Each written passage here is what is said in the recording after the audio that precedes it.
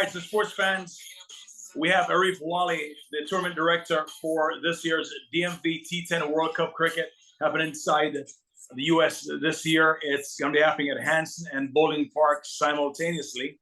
And so, Arif, welcome. How are you today? Hey, I'm good. Thank you so much, Nal, for having me. It's a great pleasure meeting you with you today. Yeah, man, it's going to be a fun time. I know this is season 2. And so for the fans that have missed out last year going into a second season, what can they expect that will be different from what they saw last year? I think so. This time we have a very huge group with us who sponsored us, who will be collaborating with us in the tournament, which would be like Washington Freedom, and they would be there like in the field.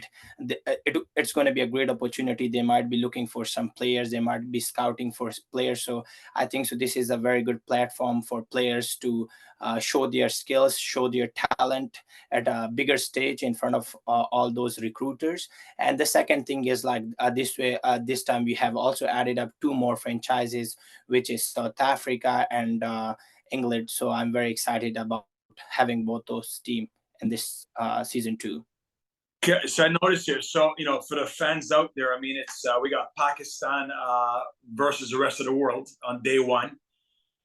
Then we have rest of the world versus India, Pakistan versus India, and it goes on England versus Pakistan, and it just goes on and on and on. But let me ask you this: so when the fans see this kind of layout in terms of a schedule, right?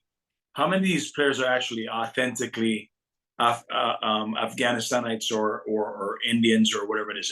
Is it a pickup thing, or you guys these are legit players that represent these countries? I mean, at a local level.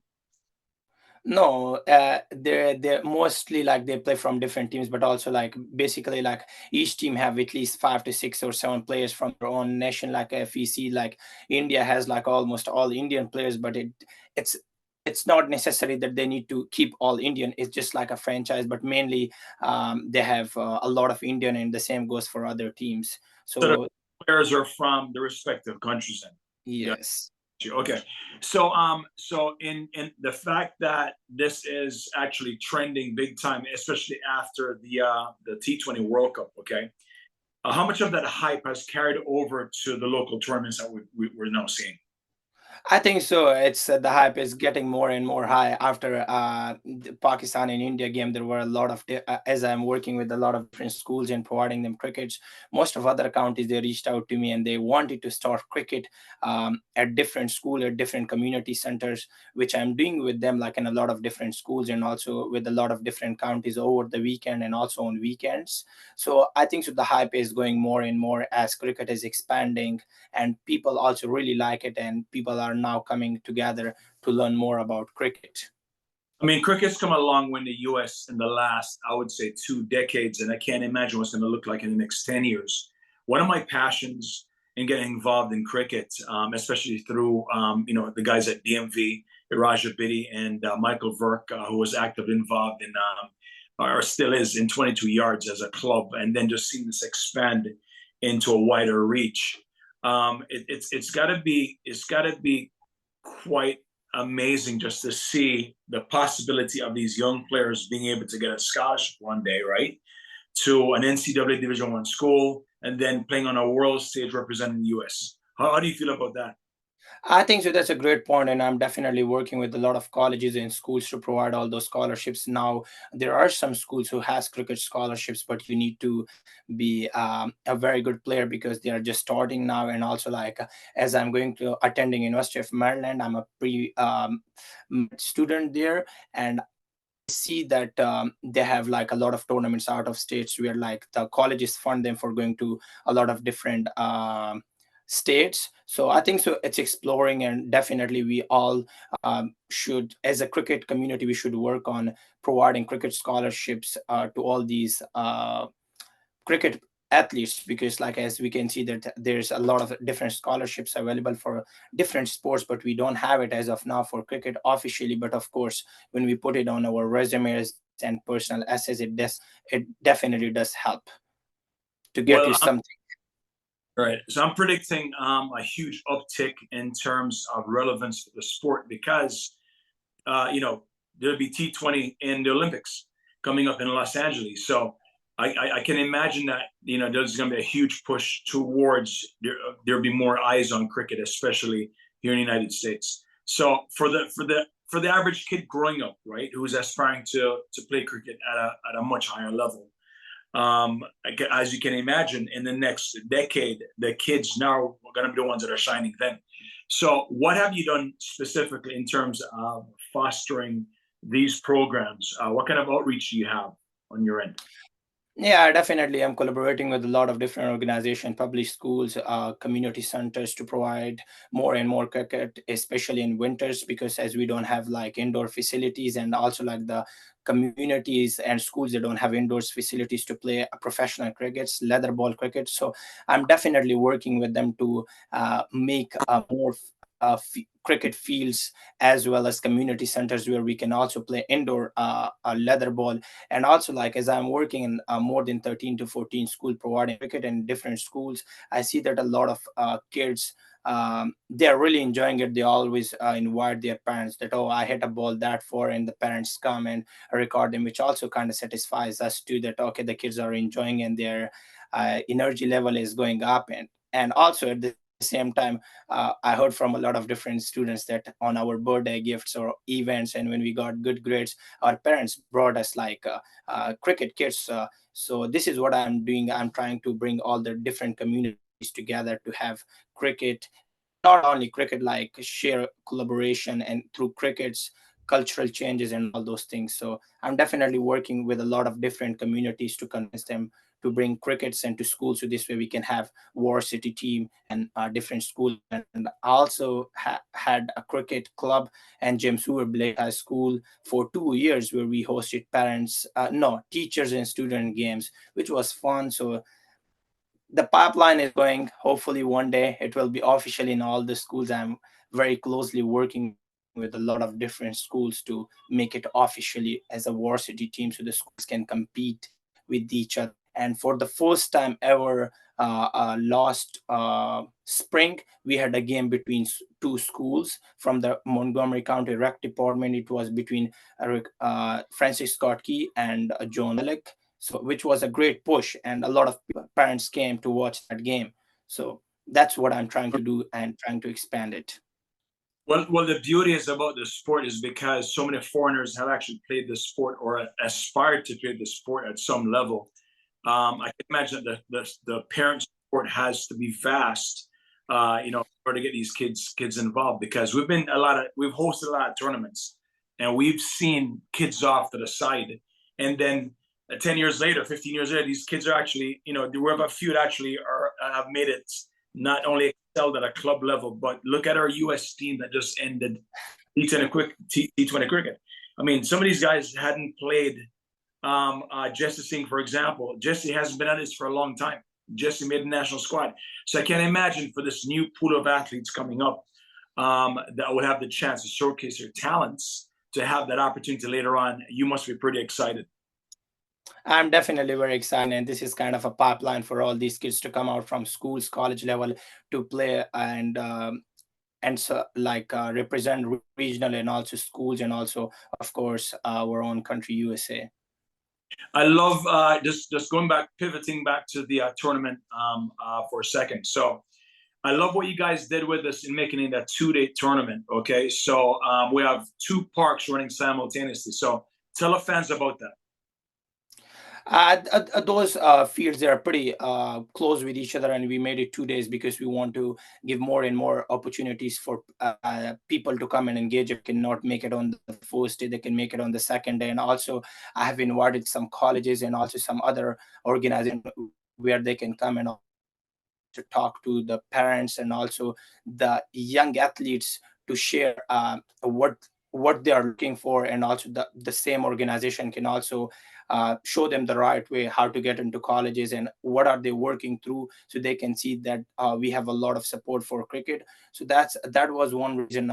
And also, like, 1-day tournaments are pretty small, so the team will not get to play enough games. And also, as most of the schools are closed on Friday, it's a professional day, so we want to give them like a good vibe. And also after Friday there will be a 2 days weekend and they can Right. rest. So for that reason, we have kept it for 2 days. It's day and night games. Yeah, so I'm looking at the schedule here. So day one, I mean, both days are pretty packed. And so there'll be a lot of cricket played here. So let me ask you this. I mean, personally, now forget about you being the tournament director, right? There's got to be a couple teams here that you just can't wait to see. I have the teams that I want to really see. I want to see all of them, but I can't. Can only be one place at one time. We'll be live streaming, obviously. But what are some of the teams you really want to see go at it? I mean, all the team. It would be like a very competitive games, but I definitely am looking forward to see Pakistan and India game because we get to see a lot of different people coming from different areas to watch that game. It's always a nail biting game, even though when we had it last year, it was a pretty close game and a very competitive games between both of the nations. So I'm very much looking forward to see that game, and of course, rest of the world versus Pakistan would be also a very great piece of game. Yeah, I know it's been a huge rivalry, even though this is not the Pakistani national team, but that pride carries over into every level of sport. So just being able to wear your team colors and having the chance to actually compete against a rival such as India, I know these guys got to be pretty pumped for this. You know what I mean? So, I just want to see the level of sport rise where this is concerned. So, okay, so the rest of the world, see, I would imagine would have possibly a greater talent pool than an individual team. Is it a fair assessment of that? Yeah, definitely. The rest of the world has a lot of different youth playing in their team, and of course, they have a very strong team, and they have people playing from a lot of different nations. So that's why we have called them like rest of the world. Got you. How much celebrity support have you had so far in terms of everything that you're doing to actually build the sports at a grassroots level, through seeing it being played in colleges? I mean, like we are receiving a lot of different types of supports from even from the community leaders and also from the schools and recreation departments. It's just a matter of how you explain things and how you approach to all these communities and people and how you can convince them to grow this sport. Of course, like we are very thankful to people like Raj Abidi and Umair and Batsab and all the different leagues who are involved in these types of tournament who are making it a successful tournament, and we can go out there and represent the same types of college tournaments and things to different schools, colleges to start cricket. The same thing I did when I was applying for contracts with a lot of different organizations in schools. They were asking me, okay, what have you done? So then I had a very solid proof and solid experience where I could take it in front of them that this is what I have, and I would definitely bring all those things to your departments too. So we are getting a lot of different supports from a lot of different people. There's a lot of different people who are helping and planning on like collaborating on a lot of different ways to grow the sports. So, what are the age brackets you're looking at for this particular tournament? So, how old is your youngest player, and then how old is your oldest player? I mean, there is no age limit, but as far as I have seen, that Afghan have a lot of youth. They have like one or two players who are only 16 years old, and also South Africa has the same. Like each and every team has some youth playing in their team, so it would be a good opportunity for the youth to play with the seniors to get more and more exposure and also experience. So, and on just to answer your question, there is no age limit for anyone can come and play in that tournament, but they have to be a resident of DMV area. So, is there any edge to the teams that have more youth? I mean, I remember we had Unity Cup. I think it was season three. I think it was. I can't remember which season it was, but um, there's a particular team that had a lot of youngsters on that team, and they just outfielded everybody, and it brought mad energy to the game. So, I'm kind of expecting that from this particular tournament itself. Yeah, I think so. Definitely, I think so. Afghan has a lot of youth playing in their team. As far as I have seen their playing roster, they have a lot of youth like who are new arrivals from Afghanistan. So they have like 5 to 10 and their roster is at least 5 to 10 uh, players who are under the age of 23. So yeah. A lot of youth playing in Afghanistan. Same for rest of the world, India, of course. And it says, you know, as the popularity of cricket grows, which I mean, I think, I mean, it's seen its peak over the years, what have you, but the sport continues to grow, and I could see this getting to the levels that it took soccer many years to get to, and I think we can get in a record time because of what we're seeing today versus back then. But my hat's off to guys like you that really are passionate about the sport and you want to see it get to the next level and you want to see every kid win. I will say though, I think that it's probably not a bad idea entertaining, for example, during the winter months, instead of trying to secure these facilities that are, you know, have a covering whatever it is, to probably promote more things in the southern states. For example, in Florida, I mean, I know guys here that they do something very similar, and you know, they play year round. You know what I mean? So it's not the sport stops because of weather, whatever it is. You know what I mean? So probably another way you guys can pivot towards keeping that program going. You know, from where you are now. You know. So with that being said, my hat's off to you for what you've done, and you know, folks, I want you to stay tuned because next up we're gonna have from Afghanistan, we're gonna have Amar Ahmadzai, who is with the Afghani team. So Afghanistan will be on deck for the next interview.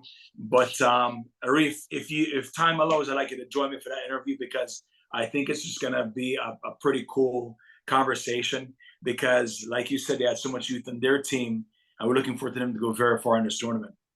Sure, definitely. I would definitely bring him on the board and I will definitely be available in the interview while you are interviewing Afghan Captain Umar Abdurrahimzai.